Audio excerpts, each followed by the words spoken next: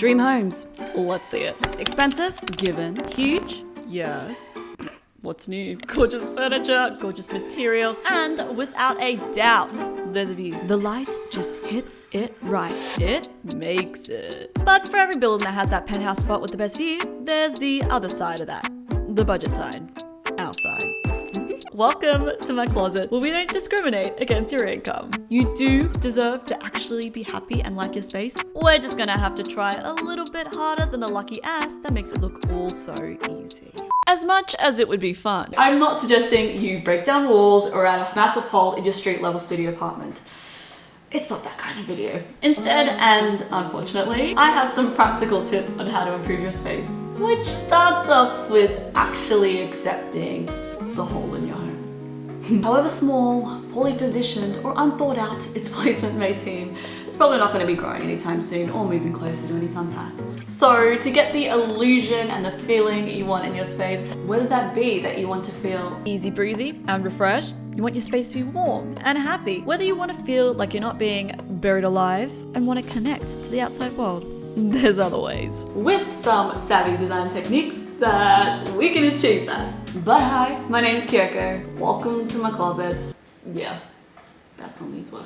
I'm an interior architecture student, one more year to go. And I may know a thing or two about design and a lot of things about the struggles of a humble budget. Yet still, wanting to actually be happy and comfortable in my space. Important. But how do we do it? So let's first consider some of the issues you might be having. Best scenario, you have a window. It brings in light.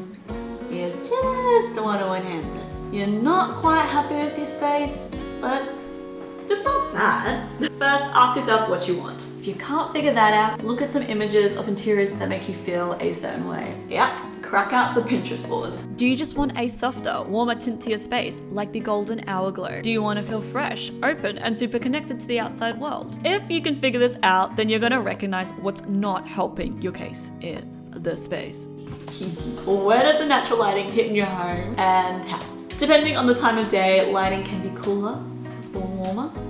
Mornings and arvos, you get that golden, beaming strong light, and during the days, it's a little bit cooler. If you've got tinted windows, this will affect it as well. Open a window, your light gets stronger. Am I stating the obvious?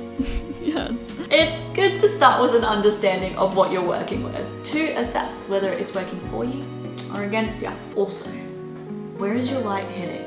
A specific source, a specific area. Think about the items that are in that area. Are they dark or matted or soft? Hard, reflective, and bright colors throw light around your space more effectively. It's good to think about how the light travels around your space because maybe you're just interrupting it by filling it with these soft and dark materials. You could also be interrupting the light from hitting certain corners of your home by putting big options in the way. There might even be instances where your furniture is more enclosed and larger in the space than it really needs to be.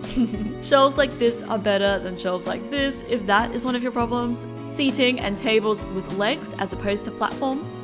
You can also use small, concentrated devices that shed out light around your home, which is pretty cool. Crystals, disco balls, glasses with different surfaces or colors next to a lighting source just really boasts in all that natural light you're getting. Orientation. Whereabouts are your activities happening? Are they facing towards the light source or away from it? If you face sitting away from the light, you're not really enjoying the space it creates and really missing the light in other activities that need it. Activities. Are you eating your meals in the back of the house and watching TV in the front? Like me? Maybe swap these locations because TV with light is annoying, but eating in the dark is just sad. Now let's say you have a very small window. It might be small and mighty, and you want to just accentuate what is already working very well inside of your space. Or it's small and it's and in this instance, size matters. Orient yourself where you can enjoy the small window the best. Can you enjoy it most when you're studying?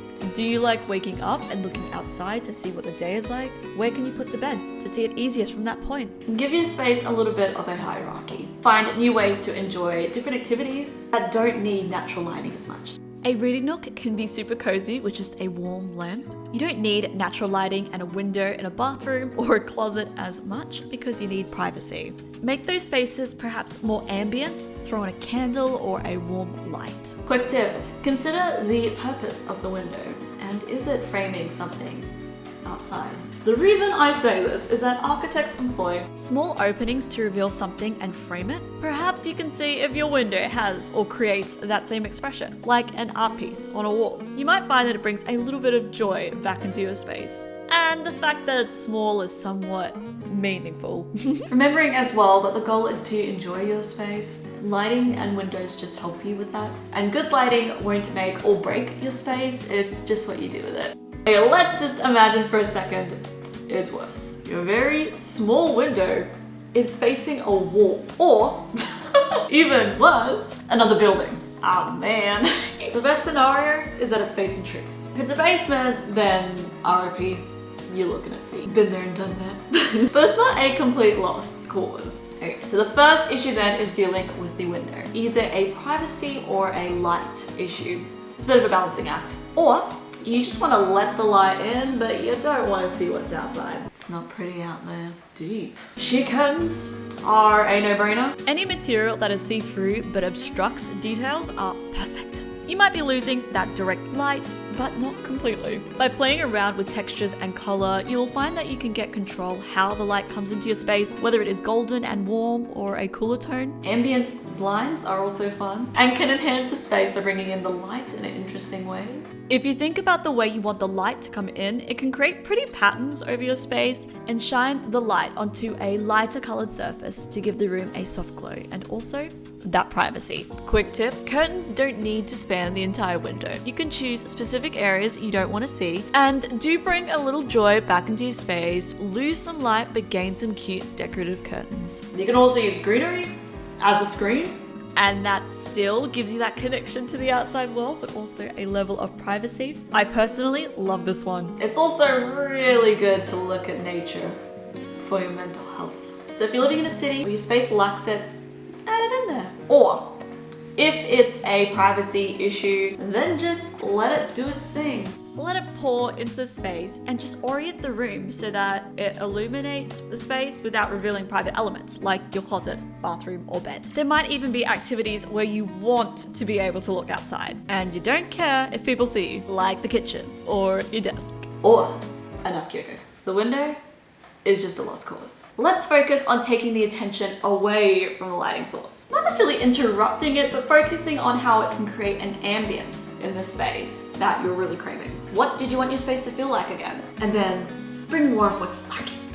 Freshness, bring in greenery, lightness, get things off the ground, lighter toned furniture and less soft and absorbent materials. Choose opened instead of closed shelves, seats, tables and chairs. You got terrible natural lighting, or make it a darker, moodier space, or create your own lighting and ambience. These little shifts come together and give your space a certain expression. We can't always change the window itself, but we can the space. I can't say it's for everyone. I know my sister loves her hermit dungeon of darkness, but personally, I like it open and bright. I don't want to feel trapped, like I'm being buried alive, and I wanna connect with the outside world.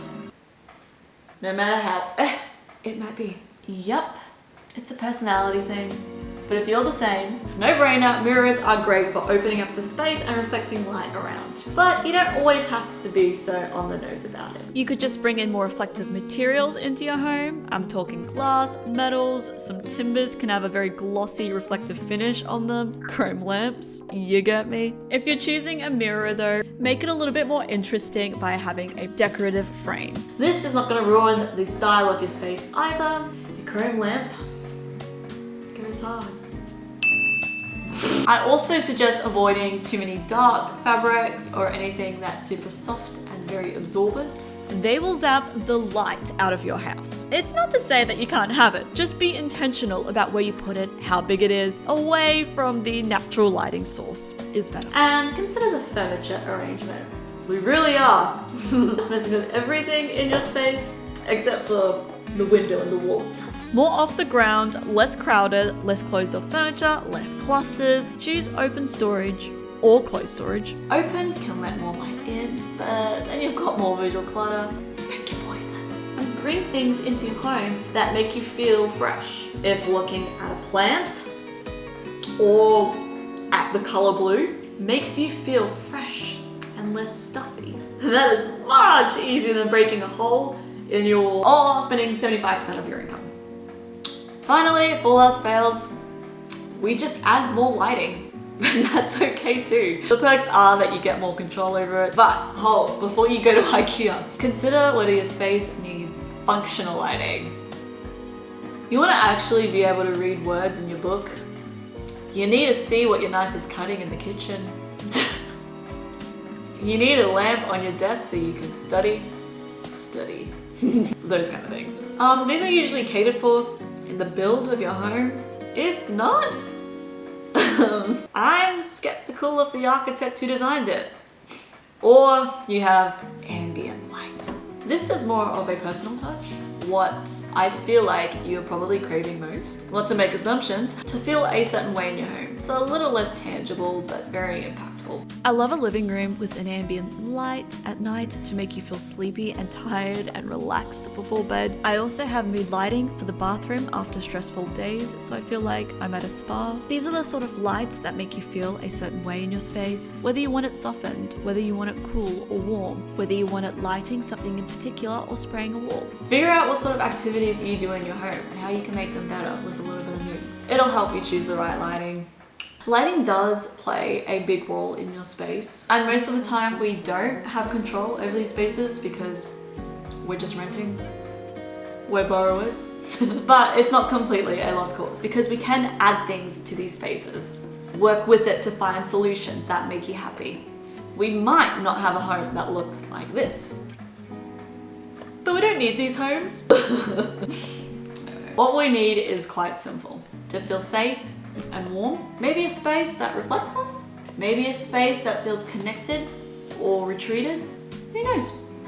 If there's any specific issues you're having in your home and you need some help coming up with some creative solutions, drop a comment down below. Every home is different, which proposes all of its very unique and different challenges.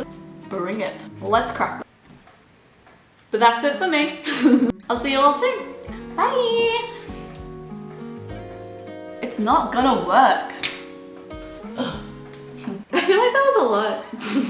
If you're still here, thank you for watching this video. As usual, just wanted to do a quick update with my new and returning subscribers. I definitely want to do more of these series where we tackle some of the very relatable issues you're probably facing in your rental spaces. Most of us are renters these days, and giving you some tips on how to make your space feel good, despite whatever struggles you may be facing. Drop down below anything you're experiencing. We all appreciate you sharing. Bye.